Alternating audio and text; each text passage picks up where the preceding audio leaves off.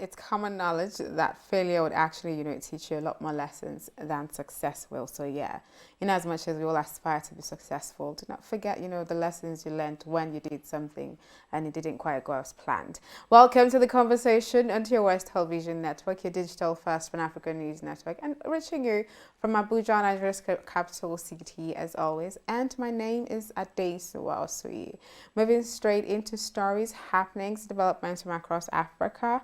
Uganda's chief of military intelligence, that's Major General Abdul Kandiho, was imposed financial sanctions by the U.S. Treasury Department on Tuesday, as yesterday, over alleged human rights abuses committed under his watch. Away from Uganda to Gambia, Adama Barrow, Gambia's newly elected president, in his first news conference since the election on Tuesday, said that his government plans to draft a new constitution that will introduce presidential term limits. And to Burundi, where a fire that engulfed Burundi's main prison in the capital, Gitega, on Tuesday before dawn, killed at least 38 inmates and injured dozens more, the country's vice president said. That's quite a very, very sad development there from Burundi. That's it for development across Africa. We bringing you COVID-19 updates right now. You do know that COVID is real. I keep coming here to tell you the same thing every day, and that's not because I just want to say it. COVID is actually real and it's ravaging, so you should do your part to ensure that you and the next person is safe. So COVID-19 updates from across Africa, and after that, we're going straight into the big story.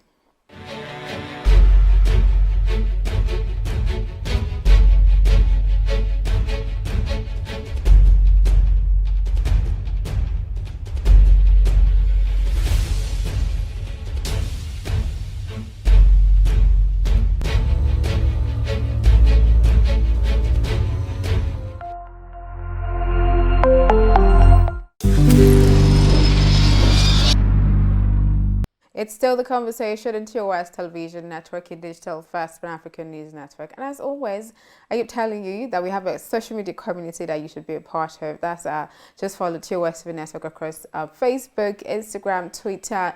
Subscribe to the channel on YouTube. And of course, you can stream our content on www.towesttvnetwork.com. That's our website to check out. And straight into the crux of the conversation, that is the big story.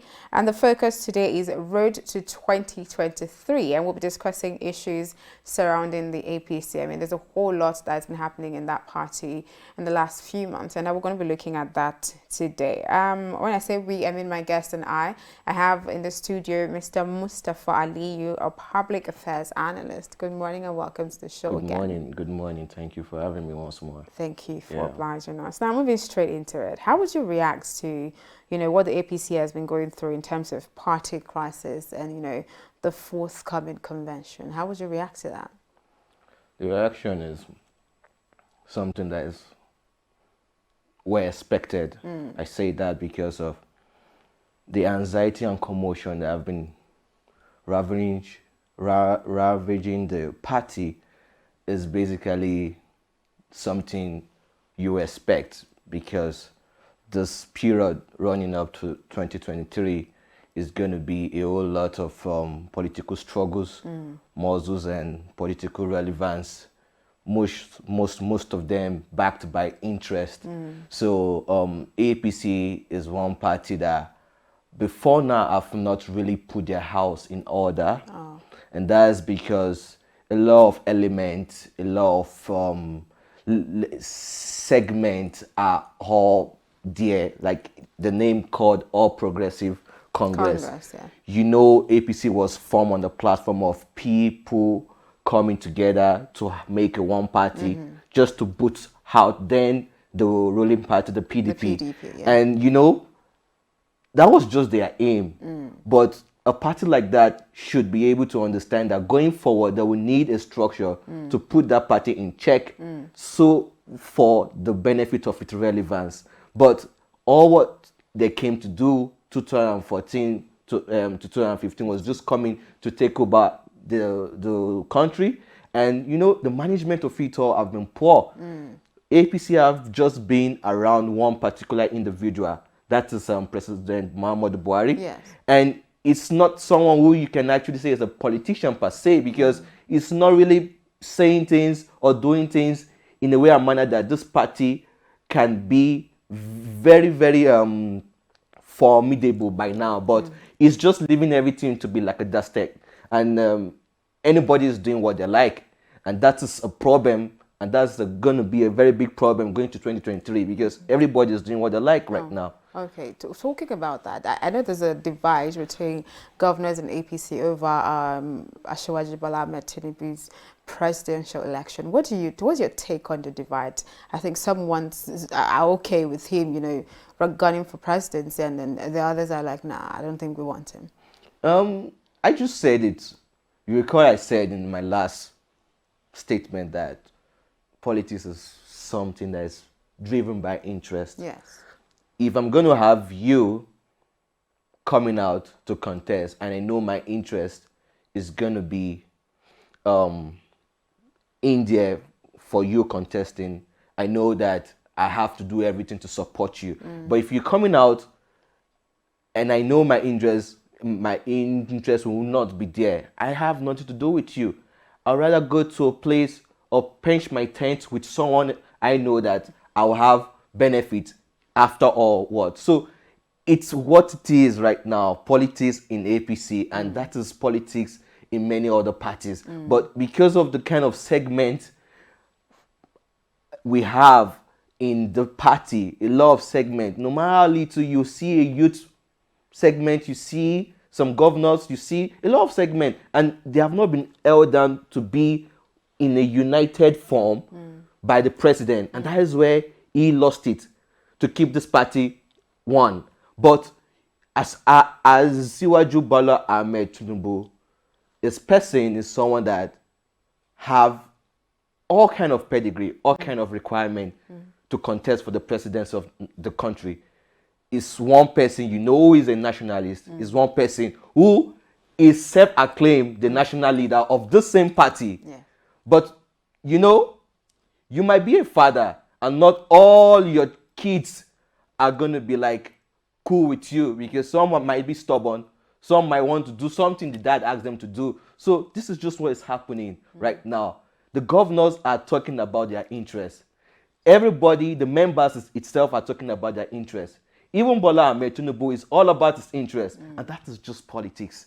And you know, it's okay, it's cool, but what should be LD is when you have an individual who is far above the party, where the party can listen to a particular individual like President Muhammadu Buhari, you shouldn't have all this kind of scattering and this kind of fights and talks about this party like this. They've just done just a period of 8 terms. Yes. And they're already just acting like they have been there for like 16 years or so, making troubles and having the problems that PDP had in the first 16 years. So, you know, they have to do more. They have to buckle up, not minding the interest. A lot of people had interest in the PDP convention, but PDP have actually showed to some extent some exemplary situation where they can follow up suit. So we should be able to know that in respect of our interests, the party unity, the party stance comes first. Okay. Yeah.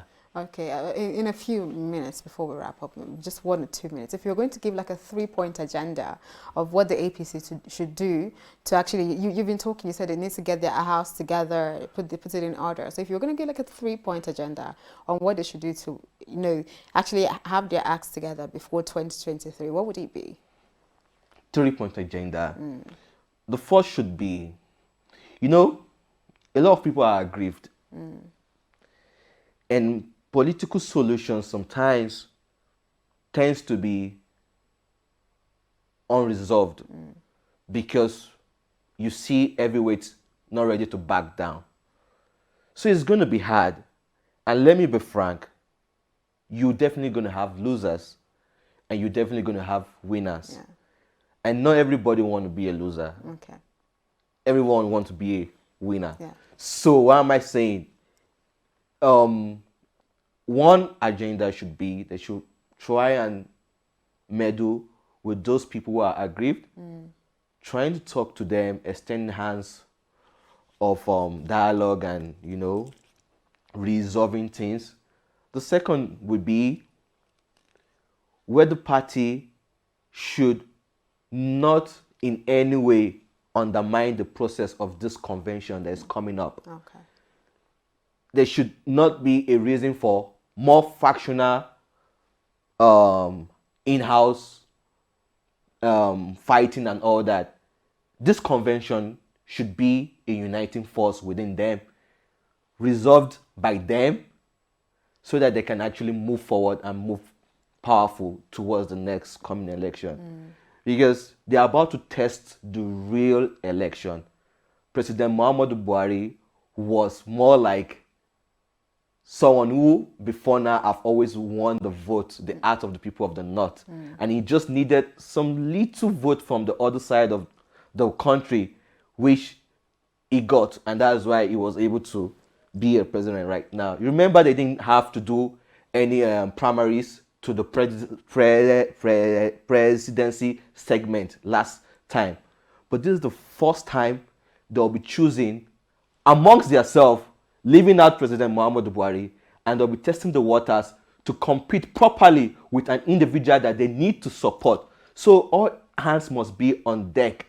If not, talking about the winner, they'll be talking about all of them losing. Oh, okay. So, thank you. All right. Thank you so much for joining me on the conversation this morning. Thank you very much, Thank you. It's always an insightful conversation with you. Man. Thank you for sticking with me in the conversation this morning. Do not forget to follow TOS TV Network across all social media platforms. That's TOS TV Network on Facebook, Twitter, Instagram. Subscribe to TOS TV Network on YouTube and stream our content, on www.tostvnetwork.com. Thank you again. My name is Adesu Osi. I'll be back here tomorrow, but before then, please stay safe and have a splendid day.